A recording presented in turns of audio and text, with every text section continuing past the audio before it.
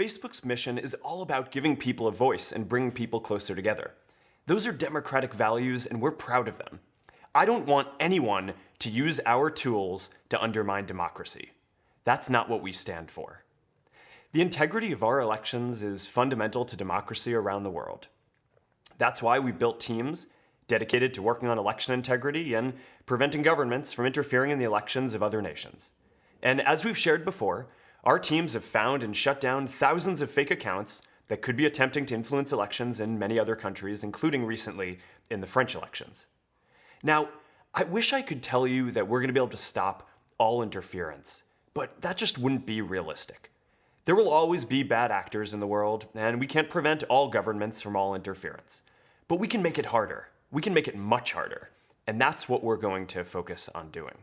So today, I want to share the steps that we're taking to protect election integrity and make sure that Facebook is a force for good in democracy. And while the amount of problematic content that we've found so far remains relatively small, any attempted interference is a serious issue. So here are 9 things that we're going to be working on over the next few months. First, we are actively working with the US government on its ongoing investigations into Russian interference. We've been investigating this for many months now, and for a while we had found no evidence of fake accounts linked to Russia running ads. And when we recently uncovered this activity, we provided that information to the special counsel. We also briefed Congress, and this morning, I directed our team to provide the ads we've found to Congress as well.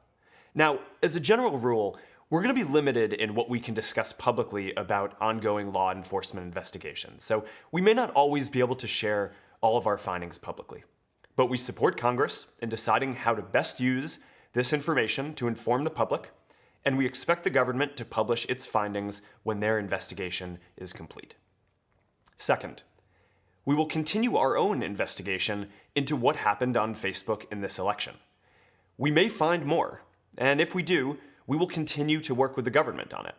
We're looking to foreign actors, including additional Russian groups and other former Soviet states, as well as organizations like the campaigns, to further our own understanding of how they used all of our tools.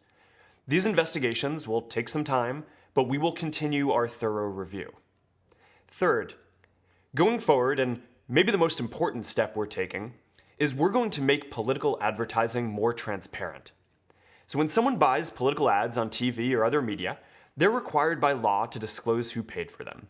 But you still don't know if you're seeing the same messages as everyone else.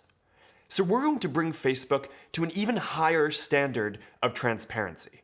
Not only will you have to disclose which page paid for an ad, but we will also make it so you can visit an advertiser's page and see the ads that they're currently running to any audience on Facebook. We will roll this out over the coming months, and we will work with others to create a new standard for transparency in online political ads. Fourth, we will strengthen our own ad review process for political ads. Now, to be clear, it has always been against our policies to use any of our tools in a way that breaks the law, and we have many controls already in place to prevent this. But we can do more. Most ads are bought programmatically through our apps and website without an advertiser ever speaking to someone at Facebook. And that's what happened here. But even without our employees directly involved in the sales, we can do better.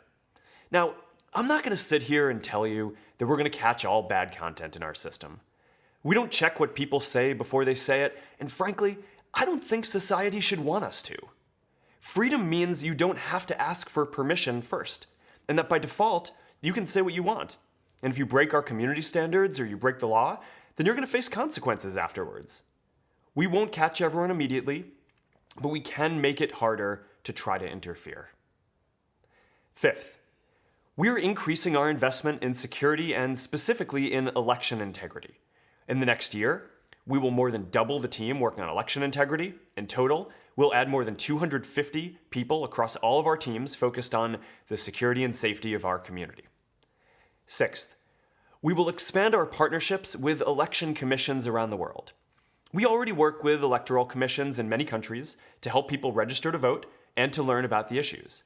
And we're going to keep doing that. And now we're also going to establish a channel to inform election commissions of the online risks that we've identified in their specific elections. Seventh, We will increase sharing of threat information with other technology and security companies.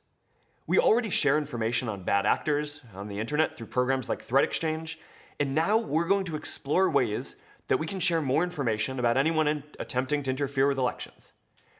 Now, it's important that tech companies collaborate on this, because it is almost certain that any actor trying to misuse Facebook will also be trying to abuse other internet platforms too. Eighth, we are working proactively to strengthen the democratic process. Beyond pushing back against threats, we will also create more services to protect our community while engaging in political discourse. For example, we're looking at adapting our anti-bullying systems to protect against political harassment as well. And we're scaling our ballot information tools to help more people understand the issues. Finally, we've been working to ensure the integrity of the German elections this weekend. From taking action against thousands of fake accounts to partnering with public authorities like the Federal Office for Information Security to sharing security practices with the candidates and parties. We're also examining the activity of accounts we've removed, and we have not yet found a similar type of interference effort in Germany. Now, this is incredibly important, and we've been focused on this for a while.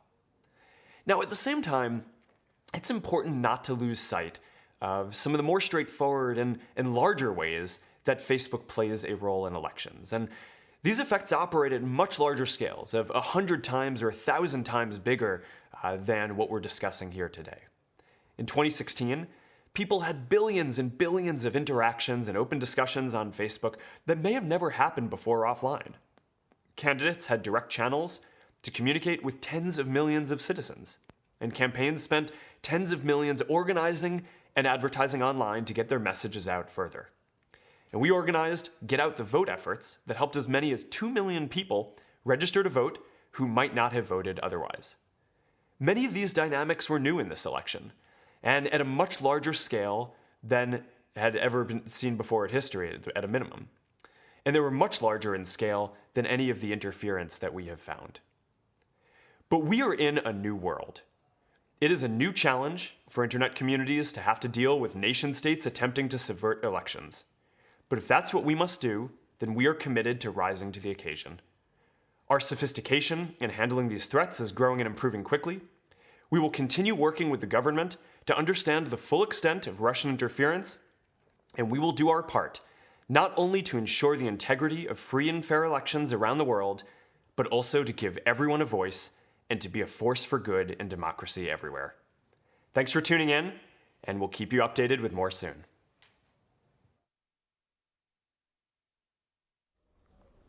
Okay, that was a live statement from the CEO and co-founder of Facebook, Mark Zuckerberg.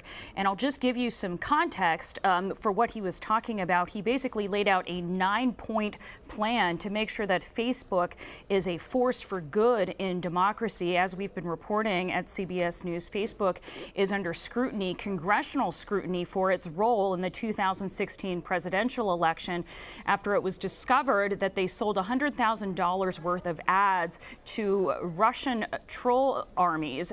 In other words, fake Facebook accounts that purchased ads that may have been of a political persuasion.